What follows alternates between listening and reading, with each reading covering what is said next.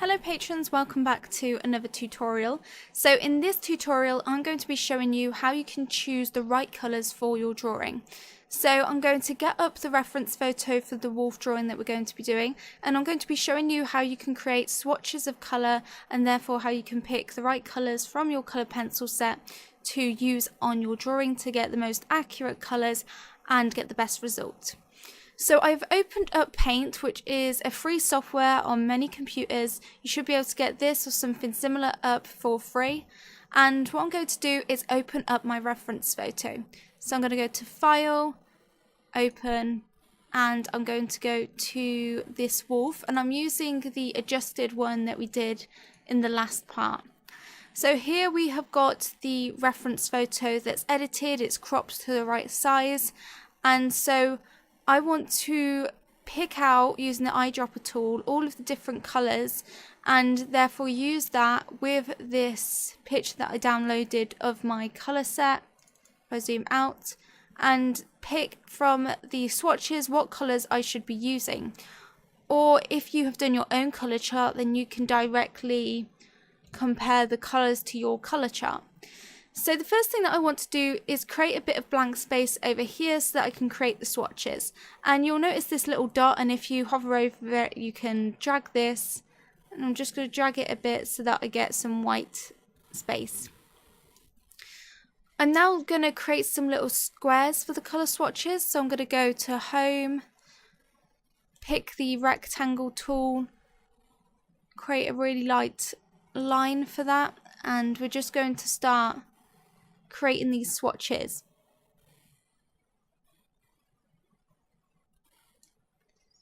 I'm going to do quite a few, and I'm going to do them quite big.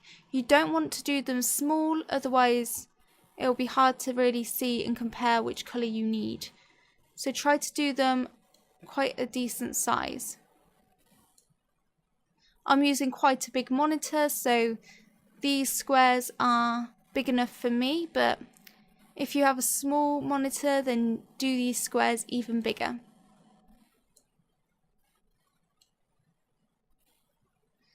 So the next tutorial series where we're drawing this wolf is going to be focusing mainly on how to render realistic white fur.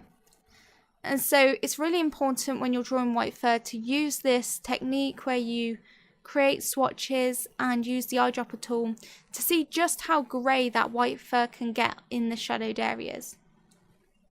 So I'm just going to create another row. If we need to create more swatches, then we can, because we're not just going to be swatching the white fur, we're going to be swatching the background, the colours in the eyes, any colours for the nose, anywhere where the hues of the image is changing. So for example, there might be cool toned fur and then warmer areas of fur. So I'm just going to create a load. I might actually do another row. As you can see, I'm not doing them the same size. It's just got to be rough, a rough size.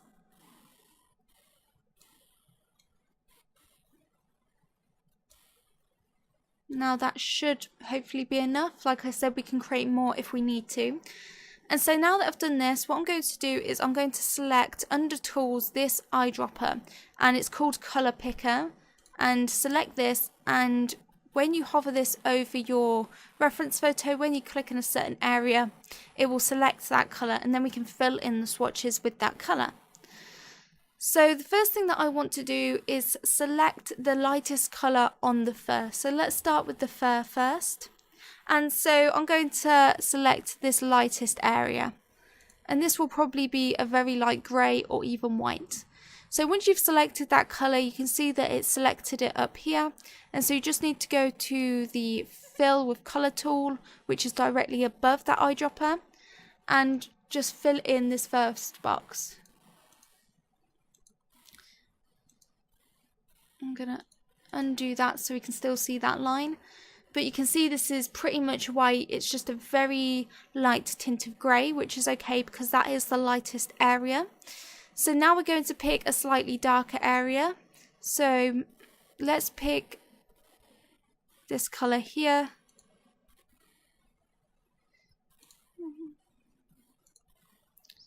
Select the Fill tool again and colour that in. You can see that's a bit grayer.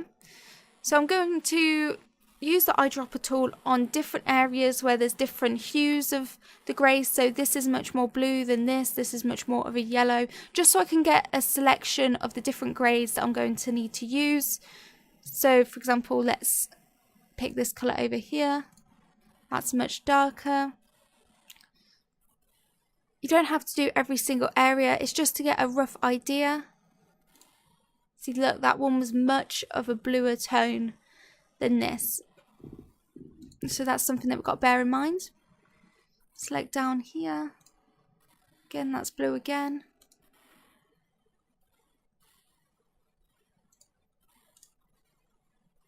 So I'm trying to pick some lighter areas and some darker shadows.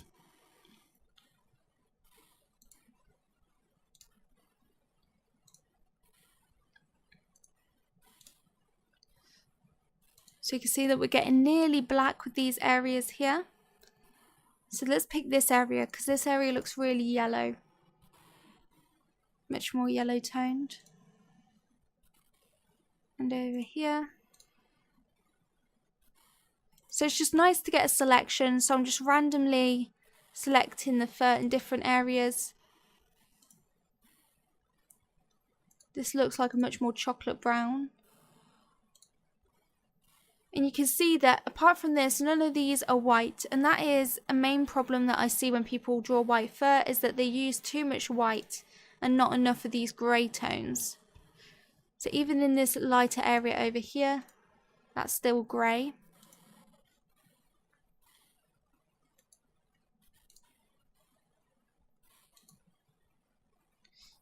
So this fur over here, that's more of a yellow cream tone. We're definitely going to need some more colour swatches, but it's okay because now we get a variety of colours that we know we can pick from. We've got a variety to choose from now. Some of these are going to be similar, but it's just nice to get an assortment of colours. So we have a very informed decision when we do pick our colours.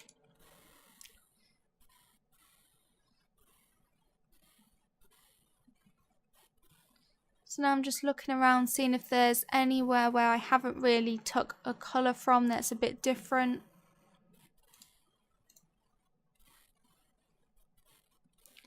Let's do one more just to finish this off.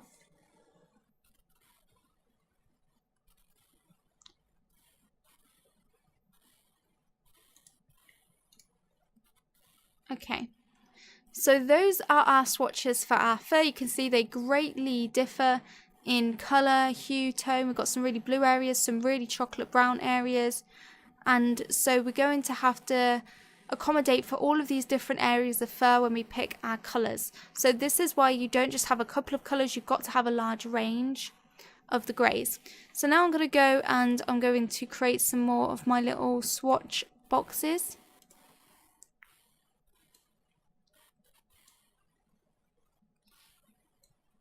So this might have surprised you. You might have thought there would have been a lot more lighter areas. But you can see apart from these two, a lot of them are grey.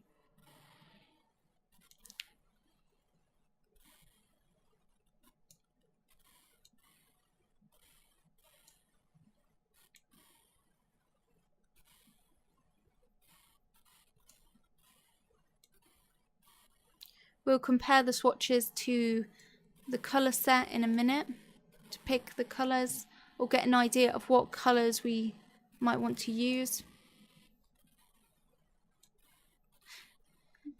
This part is more so that you're not just blindly going in picking colours, so that you've actually thought about the colours that you're going to use, because that is really important. You need to do some prep work before you just go straight into a drawing. And I know I say what colours I'm using for the tutorial, but you still need to be able to choose the colours if you want to do any other drawings.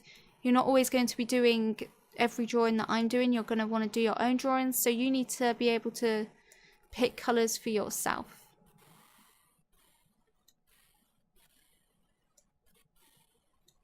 Just going to fill this space up with the swatches. Okay, so now let's move on. Let's move on to the nose. So this is still some grey tones, but I want to see, just do a row for the nose. So obviously let's pick the darkest colour first, so that's going to be black. Then pick the lightest colour that we can see, which is just like a silvery, very light grey. Now I'm going to go more for this mid-toned blue colour. Yep, very blue. And then a slightly darker version, bit darker blue. And then the colour down here, which is not as blue but still grey. I'm going to do that again, because I want a lighter colour.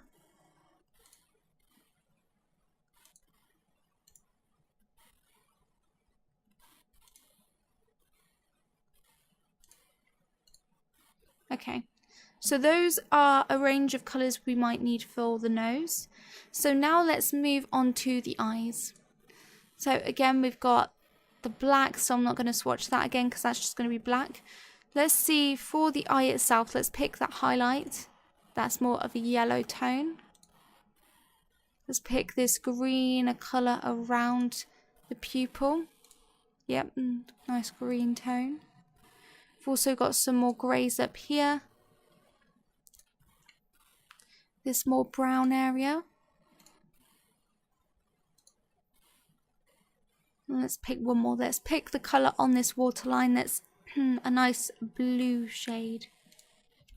Okay, so we've also know we've got to have that black as well, but now we've got an idea of what colours we might need for the eyes. And finally, let's do the background. So we've got our eyedropper tool. Let's go in. Oh, where should we start? Let's start with these grey rocks. So pick the lighter colour. Got that grey. Eyedropper tool again. Go in for shadow tone. Going for this darkest tone here.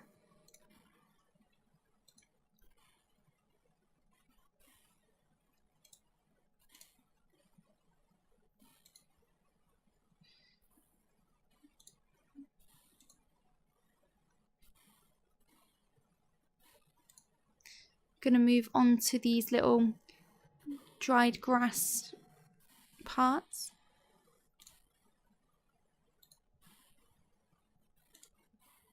Just gives us an idea of the colours we might need.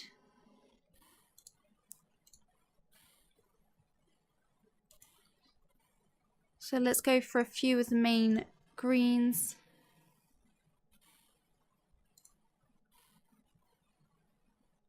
This yellow green up here.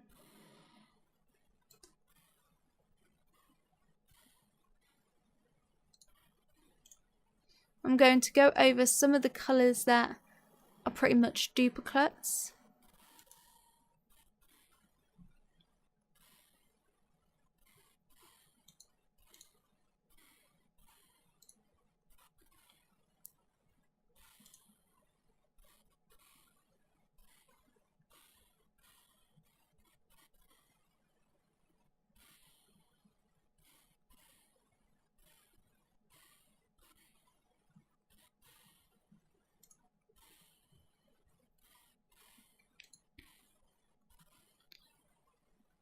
Let's take one more of these, the light green.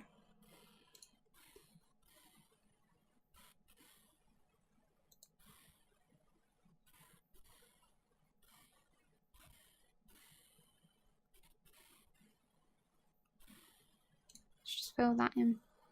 Okay, so now we've got a selection of the colours that we're going to need for this drawing.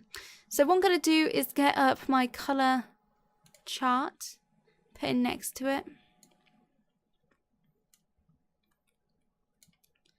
And let's just look at the variety of blues, not blues, greys, greens, and these more yellow tones that we've got. So the way I do this is I've got my colour chart. Obviously, I will link the colour charts for the Prismacolor and also the Faber-Castell Polychromos if you've got them, and you can do the same thing. And so I'll look at the greys that I have in this colour set first. So the Payne's greys tend to be the bluer greys. You could also mix in some blue into the greys to make it more blue. And you've also got these more French greys, which accommodate these colours better. So I'm going to use a mixture of the French greys. I'm going to use the Payne's grey for like these tones. And I might mix in a bit of blue to make it a bit more blue if I need to. And also for the light greys, this silver grey would work really well. And also steel grey, wherever it is. That looks really green on there, but it's not green in real life. Don't know why it looks so green, but that's normally very much like this colour up here. So I would rather do a colour chart physically and compare them to this physical colour chart rather than on here. But it was easier to do obviously the screen share and show you like this. So basically just get your colour chart of all your colours, compare them to your colour chart and pick out the closest colours. If your grey isn't blue enough, add a bit of blue in it, obviously the right kind of hue blue, and make it a bit more accurate. For the greens, obviously it doesn't have to be perfect, it doesn't have to be an exact match, but just go for accurate. So for example, this moss green would closely match this one, and this dark sap green would closely match that colour. And you could add a bit of browns in if you wanted to get it darker. This colour closely matches the brown ochre, so I'll use that brown ochre for the eye.